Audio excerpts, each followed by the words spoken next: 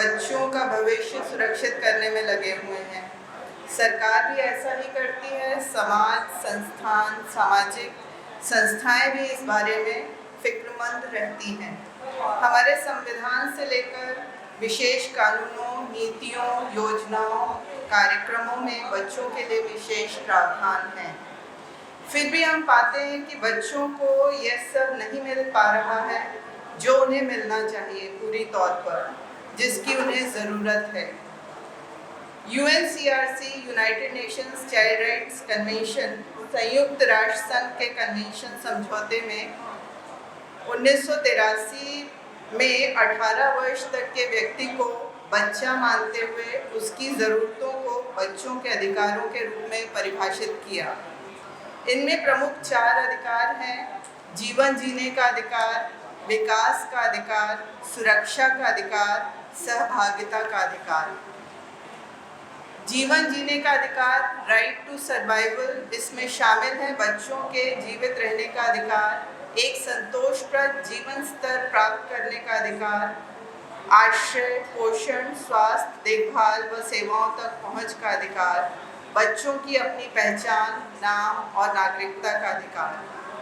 विकास का अधिकार, right to development, इसमें शामिल हैं तमाम वे अधिकार जिनसे बच्चों को उनकी पूर्ण क्षमताओं को प्राप्त करने में मदद मिले, जैसे शिक्षा का अधिकार, शैशव काल में देखभाल और विकास के अवसर, खेल, मनोरंजन, सांस्कृतिक गतिविधियों और सूचना प्राप्ति के अवसर।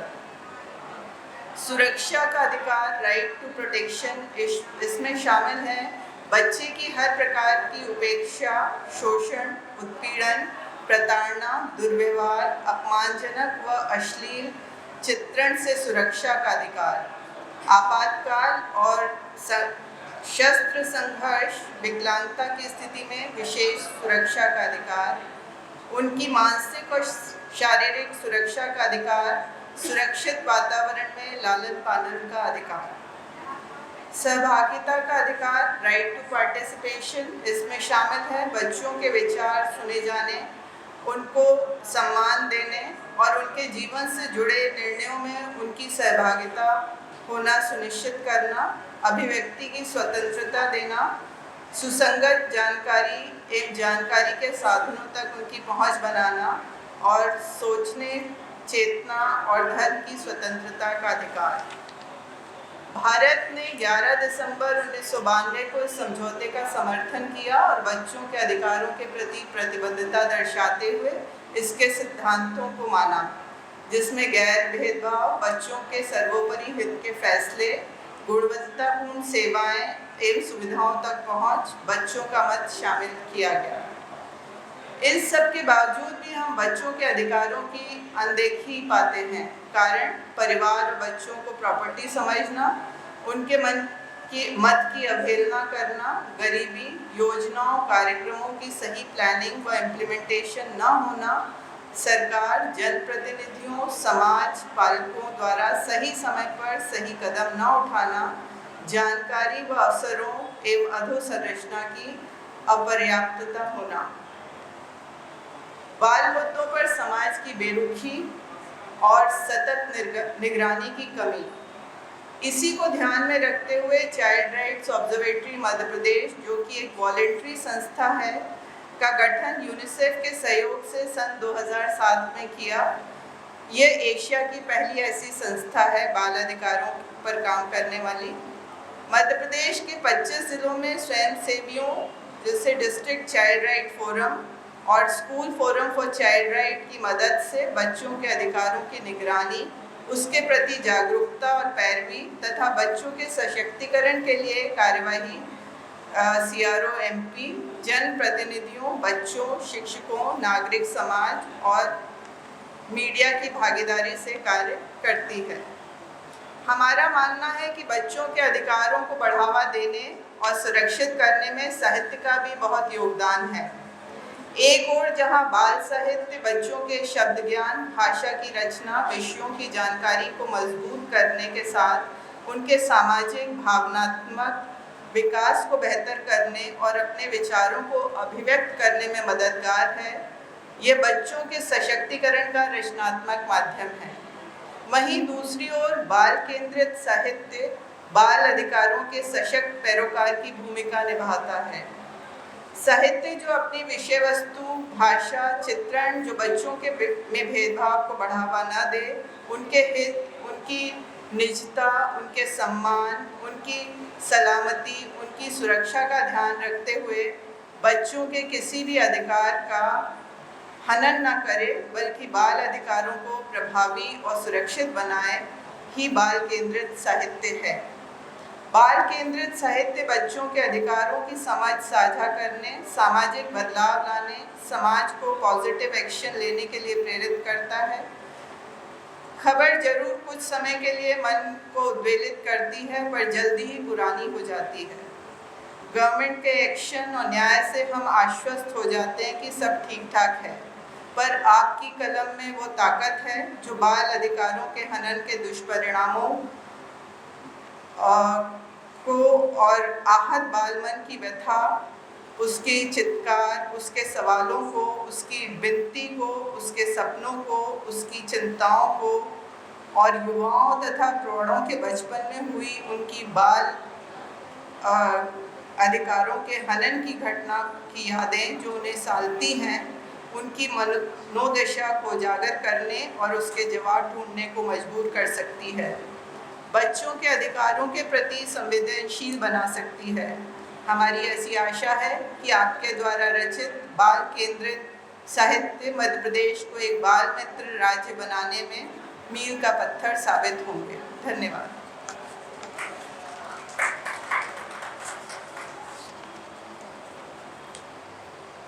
अनुरोध है कि कृपया संक्षेप में अपना संदेश रखें। साथियों, मेरी वरिष्ठ साथी सुश्री लक्ष्मी सरस्वती ने आपको बाल अधिकारों के बारे में विस्तार से बताया है। मैं तो बहुत ही, मुझे कहा गया कि मैं और संक्षिप्त करूं अपने वक्तव्य को, तो मैं थोड़े से में ही आपको ये बताना चाहूँगा कि समाज किस तरीके से बाल अधिकारों और प्रत्यक्ष रूप से कहें तो बच्चों की अनदेखी कर रहा है, और इस अनदेखी में हम सब शामिल हैं। और इसका एक मूल कारण माना जा सकता है कि बच्चे किसी कॉन्स्टिट्यूंसी में नहीं आते। जैसे विधायक या सांसद की एक कॉन्स्टिट्यूंसी है या कोऑपरेटिव में एक कॉन्स्टिट्यूंसी है वोट देने वालों की, बच्चों की कोई कॉन्स्टिट्यूंसी या उनका ऐसा निर्धारित क्षेत्र नहीं है जहाँ से वो अपने लोगों को चुन सकें। इसलिए बच्चों की निरंतर उपेक्षा होती है। सबसे बड़ी अगर हम बात करें तो ऐसा कोई समाज का पक्ष नहीं है जो बच्चों के लिए बच्चों की उपेक्षा न करता। सबसे सारी कोशिशों के बावजूद सबसे बड़ी एजेंसी सरकार है, लेकिन अगर मैं अभी थोड़ी देर में आपके सामने कुछ उदाहरण प्रस्तुत करूंगा, आपको लगेगा सरकार सबसे पहली एजेंसी है जो बच्चों के अधिकारों की उपेक्षा करती है। दूसरा, व्यापक तौर पर जिसका हिस्सा सरकार भी होती है, समाज भी यही काम करता है। तीसरा हिस्सा जो है परिवार और पालक हैं जो बच्चों के अधिकारों की, खास करके बच्चों की उपेक्षा करते हैं। अगर आप मोटे तौर पे देखें, अगर रोज़ अखबार उलटते हो आप, तो अभी अभी परीक्षाओं के परिणाम निकले हैं, तो आपने जो परिणामों के बारे में एनालिसिस छपी है, समाचार छपे, उनको उस बारीकी से देखा हो, बच्चों की निगाह से देखा, तो आपको पता चलेगा कि बच्चों की शिक्षा कितनी उपेक्षित है। यही स्थिति स्वास्थ्य की भी है। यहाँ वीणा सिन्हा जी बैठी थी, वो इन चीज़ को व्यापक तौर से जानती हैं कि बच्चों के स्वास्थ्य को लेकर कितनी ज़्यादा लापरवाही बरती जाती है। अभी आपने 2 समाचार पढ़े होंगे, एक गुजरात का पढ़ा है और जहाँ बच्चे आग में जल गए, और दूसरा दिल्ली का पढ़ा है। तो ऐसा नहीं है कि दिल्ली और गुजरात में होते। पिछले साल हमारी स्मृति बड़ी छोटी होती है, हम भूल चुके हैं। पिछले साल भोपाल में भी हो चुके हैं, बच्चे आग से जल के मर चुके हैं। यहाँ के अस्पतालों में, प्राइवेट था या सरकारी, मुझे भी ठीक से याद नहीं। तो चाहे स्वास्थ्य का मुद्दा हो, शिक्षा का मुद्दा हो, कुपोषण का मुद्दा हो, आपको जान के ताज्जुब होगा, आप सब पढ़ते ही होंगे और शायद आपके दिमाग में रजिस्टर हुआ हो ये कि मध्य प्रदेश एक तरह से कुपोषण की राजधानी है। हिंदुस्तान के सबसे ज़्यादा कुपोषित बच्चे मध्य प्रदेश में पाए जाएंगे। वो जो सरकार हर साल आंकड़े जारी करती है उसमें पहले या दूसरे नंबर पे मध्य प्रदेश होता है सदैव। तो जो बच्चे कुपोषित हैं वो कैसे शिक्षा प्राप्त करेंगे, कैसे सजग नागरिक बनेंगे, ये हम सबको सोचने की बात है। मैं कुछ आपको समाप्त करने के पहले पिछले 15-20 दिन के अखबारों से मैंने कुछ बच्चों पे उपेक्षा की क्लिपिंग्स काटी हैं। मैं कुछ सेट बाहर रख दे रहा हूँ, 10 सेट, आप चाहें तो उनको देख सकेंगे। मैं उनके केवल शीर्षक पढ़ दे रहा हूँ। घर में घुसकर पड़ोसी ने की नाबालिग से अश्लील हरकत। अलर्ट, 7 महीनों में बच्चों के 6 कप सिरप में जानलेवा केमिकल मिला। भोपाल में 8 CM राइज स्कूल, टीचर भी अच्छे पर 12वीं में एक का भी रिजल्ट 90% नहीं।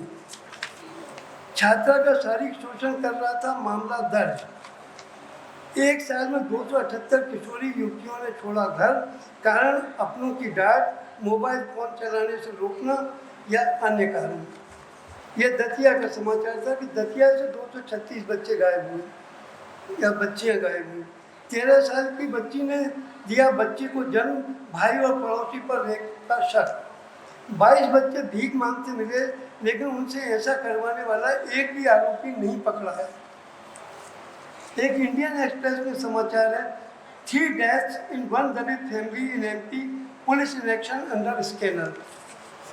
निस्वाद के बड़े स्कूल के हॉस्टल में 8 साल की बच्ची से दुष्कर्म, वार्डन समेत 3 पर केस। बच्चों ने संचालक को 20 दिन पहले ही बता दिया था आचार्य गंदा काम करते हैं। ये उज्जैन से है समाचार। पॉक्सो की धारा 25 के तहत मजिस्ट्रेट के सामने बच्ची के बयान हो सकते हैं, इसी पर टिका केस। इंदौर की 16 वर्षीय नाबालिग ने उज्जैन में गेस्ट हाउस से लगाई छलांग। महाराष्ट्र के शिक्षक के लिए किया गया मासूम का अपहरण, 11 गिरफ्तार। ये रीवा का समाचार है। स्कूल संचालक ने हॉस्टल में बच्ची से दुष्कर्म के आरोप में गिरफ्तार। चचेरे भाई ने किया 13 साल की नाबालिग से दुष्कर्म। जबलपुर, बच्चों को दी गई बुखार की दवा, भोपाल की जांच में हुई फेल। 7 साल की बच्ची से रेप, हत्या के बाद भजन करने चला गया आरोपी। दुष्कर्म के बाद 45% बेटियों की पढ़ाई छूटी, बार बार पुलिस घर आती है, हर 6 महीने में मकान बदलना पड़ते हैं, बेड़ियों में बेटियां क्यों। ये भोपाल से भास्कर की पहली लीड थी सबसे ऊपर। फिर एक समाचार और है, भास्कर से बोली दुष्कर्म पीड़ता है, पुलिस वर्दी में ध्यान देने ऐसे आती है जैसे बारात लाई गई। PHQ के निर्देश के उलट ADG बोली वर्दी में ही जाएगी पुलिस, सिविल ड्रेस पर रोक लगेगी। 8 लाख से ज़्यादा बच्चों को पता ही नहीं कि वे कहाँ पढ़ रहे हैं। 1.40 लाख की कर दी डुप्लीकेट एंट्री। एक साल में दलित परिवार ने 3 मौतें, अब गांव में खुलेगी पुलिस चौकी। उनमें एक नाबालिग लड़की थी। 10वीं में हर विषय में 30% फेल, गणित अंग्रेजी में सबसे कमजोर। आरोपियों ने पीड़ित छात्रा के साथ आई नाबालिग को भी नहीं छोड़ा। हरदा, नर्मदा में बने टापुओं से खोजकर शिक्षक नाव से लाए बच्चे, अब दिलाएंगे पूरक परीक्षा। बहन पकड़ रही और 9 साल के भाई का प्रेमी ने कुल्हाड़ी से काट दिया। भोपाल की 11वीं की छात्रा ने इंदौर में बुआ के घर लगा ली फांसी। ऑनलाइन गेमिंग में बच्चे हो रहे बुलिंग और गेमिंग डिसऑर्डर के शिकार।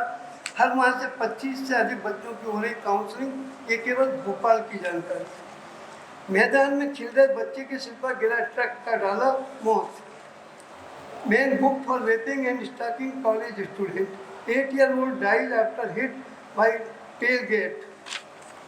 पानी मांगने के बहाने किशोरी को बंधक कर बनाया, अगवा किया, रेप। कानून से नहीं, अफसरों की जिम्मेदारी से रुकेगा बाल श्रम।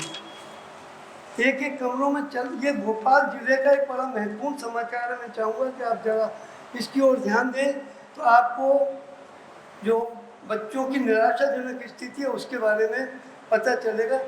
ये भोपाल जिले की आंगनबाड़ियों के बारे में कल ही छपा है। एक कमरों में चल रही जिले की 1872 में से 941 आंगनबाड़ी, 250 में न बिजली, पानी और टॉयलेट। ये बच्चों को लेकर कुछ समाचार थे जिनके बारे में मैंने आपको बताया। और अंतिम समाचार में आज के अखबारों में जो छपा है उससे समाप्त करूंगा। एक शराब की फैक्ट्री में बस में बिठाकर, स्कूल बस में बिठा के बच्चे ले जाए जा रहे थे और सरकार ने 55 बच्चों को वहाँ से निकाला जिनके हाथ और उंगलियाँ गल गई हैं, खाल उनकी स्किन गल गई है। इस तरह की घटना, ये अधिकांश समाचार भोपाल के हैं, बाहर का समाचार शायद ही कोई हो, क्योंकि भोपाल के अखबारों में यहीं के और आसपास के समाचार छपते हैं, रीवा के रीवा में, रायपुर के रायपुर में, जबलपुर के जबलपुर में। इनसे आपको थोड़ा आभास हुआ होगा कि किस तरह के बच्चों की स्थिति समाज में है और किस तरह का व्यवहार विभिन्न एजेंसियां जैसे पालक, माता पिता, परिवार, सरकार और भी दूसरे सामाजिक संगठन बच्चों के प्रति कर रहे हैं। आपका एक बहुत बहुत आभार। पलाश जी ने इस बार सामाजिक सरोकारों को इससे जोड़ा है और उसके तहत हम लोगों को मौका दिया कि हम कुछ आपके सामने संक्षिप्त में, हमको 10-10 मिनट का टाइम दिया गया था कि आपको बताएं। अन्यथा ये विषय जो है एक बड़े सत्र की मांग करता है। कम से कम हम 2 घंटे जब आपसे बात करें तो शायद बाल अधिकारों के प्रति एक व्यापक चेतना जागृत हो सकेगी, बन सकेगी। हमारी अपेक्षा है, यहाँ जो साहित्यकार बंधु उपस्थित हुए, प्रदेश के विभिन्न हिस्सों से आए हैं, कि वो इन मुद्दों की ऊपर ध्यान देंगे और बच्चों के प्रति अपना एक उदारतापूर्ण व्यवहार के द्वारा उनके अधिकारों की रक्षा करेंगे, खास करके उनके शिक्षा, स्वास्थ्य, कुपोषण और संरक्षण के अधिकार की। सबसे ज़्यादा बच्चे प्रोटेक्शन से पीड़ित हैं, मतलब उनकी सुरक्षा नहीं हो पा रही है। कहीं ऐसा ना हो कि समाज का जो एक बड़ा तबका है, गाँव में रहता है, वो बच्चों को स्कूल भेजने से मना करने लगे। आपने ध्यानपूर्वक सुना, धन्यवाद, बहुत बहुत आपका आभार।